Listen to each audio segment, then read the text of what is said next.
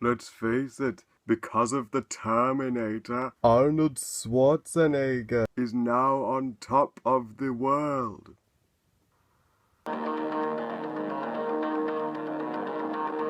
The Terminator, written and directed by James Cameron, and of course is the first movie in the 5-film Terminator saga. Well, uh, Terminator, of course, tells the story of the Terminator, played by Arnold Schwarzenegger, who has orders to go back in time and kill and assassinate Sarah Connor, played by Linda Hamilton, as her son John Connor will, of course, lead the human revolution against the machines who will invade Earth in the future.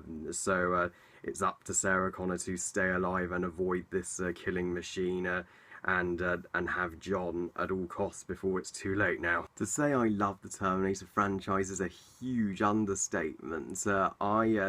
I crave the Terminator franchise. It is one of cinema's greatest sagas, and for a reason. It put James Cameron on the map, it put Arnold Schwarzenegger on the map, it even put Linda Hamilton on the map, and for good reason. 33 years later, the Terminator, the first in the 5-film saga, hasn't lost any of its mojo. This film is a masterpiece. Thank goodness this movie worked the way it did. This is really James Cameron's first major blockbuster. I don't believe he did any epic movies before the Terminator, so this was the one that started it all. Without this film, we wouldn't have Terminator 2, we wouldn't have Aliens, we wouldn't have Titanic or Avatar. And I've decided this January to review all of the James Cameron movies due to the Avatar having its own attraction at Disneyland Pandora, the world of Avatar, which I cannot wait until that opens. If you go to Disneyland for that reason alone, please do. It will be well worth your money. But without further ado, let's talk about all the greatness of the Terminator. Firstly, Arnold Schwarzenegger is magnificent in this film. This is his defining role. I mean, when you think of Arnold Schwarzenegger, you think the Terminator. He was born to play this role. He's got the buff. He was called Mr. Universe back in the day because he really has the chest and the abs. I mean, I don't have nearly as many strong arms as he does, but I do work out. But I've never gotten as tough as him. What makes Arnold perfect for this role is that how he can act like a machine. He doesn't express any emotion. He's just a complete. The Terminator in this film, he's the antagonist, of course, even though in Terminator 2 he reverts and changes his ways. But in this film, he's a cold-blooded assassin and killer, and he will stop at nothing until he gets Sarah Connor and completes his mission. He just attacks and murders anybody who attacks him at his pleasure. He follows orders and doesn't take shit from anybody. You wouldn't mess with this guy, and he has some of the most iconic lines in cinematic history. And the look too. Just his glasses. I've got glasses of my own, by the way. His shotgun, his leather jacket. He's just a freaking badass. And there's a reason he will be remembered as one of cinema's most iconic characters. But the other cast are not to be ignored either. Despite this, Arnold Schwarzenegger doesn't entirely steal the show, believe it or not. Linda Hamilton as Sarah Connor. She is one of cinema's greatest female characters. Well, in this film, she really is pretty much the damsel in distress, even if she's not so much of the badass as she will become in Terminator 2. But that's character development. She had to see the Terminator first to become the way she does in the future before she has John and leads the fight against the machines. And Linda Hamilton in this role perfectly cast, and thank goodness James Cameron gave her a great action role. He is just a master of gender equality. And let's not forget Kyle Reese, the soldier from the future who's throughout the movie protecting Sarah from the Terminator. He knows if there is to be any future for humanity when the nuclear holocaust comes, he knows her son will have to lead the survivors against Skynet's army. And throughout the film, they gradually, as they are avoiding the Terminator, they are gradually falling in love and bonding together. Although the film doesn't make it clear who is John's father, I do believe Kyle is the father. I mean, who else could it be? The story of this movie is just awesome. It's is such an original story, and it's never a dull moment throughout. It's an absolute blast.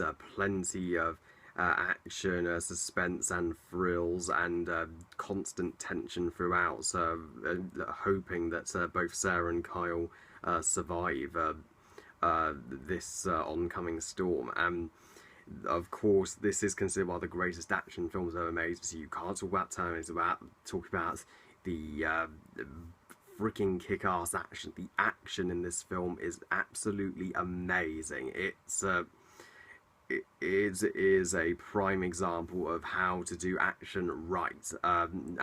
Action directors like Michael Bay should take notes from this. James Cameron can do action unlike most directors. I mean, just explosions are used excellently, and all the action is superbly shot and flawlessly edited, particularly the final action scene, which I will get to soon. But if you want a perfect action movie with a bucket full of popcorn, this is the movie to watch. If the Terminator was made today, it would all be CGI, but thank goodness this movie uses practical effects and models in prosthetics in favour of CGI, because the Terminator looks absolutely real and believable. You believe it's a real machine. I mean, just the way his robotic eyes glow bright red, that is so intimidating, and the way his arm just opens up to reveal a metal skeleton and moves like this. Arnold Schwarzenegger brilliantly acts at that, and this is why practical effects are so much superior. Why can't directors nowadays see that? The pace of the Terminator is tremendous. The film is only 107 minutes long, like an hour and 45 minutes, and that's the perfect length. It absolutely flies by. Throughout the entire running time, you will be having fun, you will have a great big smile on your face, and you will gasp in awe. The music by Brad Fiedel, completely awesome and thoroughly entertaining. I'm not quite the best soundtrack of the Terminator series, but one of the best. It's up there.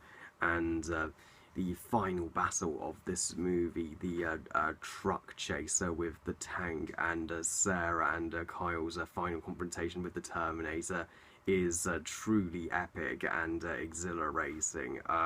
And Sarah finally, due to her experience, and Kyle, she goes from being a nightclub waitress to a total badass, and really comes into her own. Kyle's final stand against the machine, as we've come to love him so much, and Sarah's grown to love him especially too. So to see him go, it's truly heart-wrenching.